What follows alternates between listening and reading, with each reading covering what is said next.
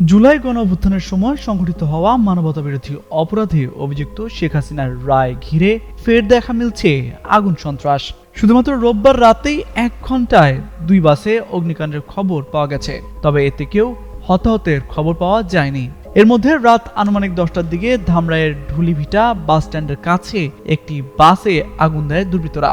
Skin শুষ্ক রুক্ষ হয়ে যাবে বলে কি বাইরে যাবে না? জাস্ট 1 2 3 4 করো, স্কিনটাকে রিভাইভ করো। ধামরাই ফায়ার সার্ভিসের জ্যেষ্ঠ স্টেশন অফিসার মোহাম্মদ সোহেল রানা জানান, রাত 10টা 15 মিনিটের দিকে সংবাদ পেয়ে তারা ঘটনাস্থলে পৌঁছান।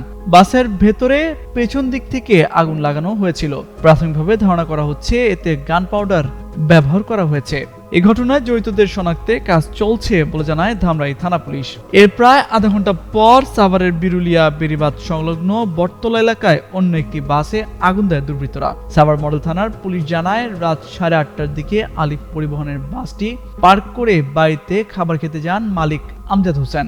রাত 11:15টার দিকে আগুন লাগার খবর পেয়ে তিনি ঘটনাস্থলে গিয়ে স্থানীয় লোকজনের সহায়তায় আগুন নেভান।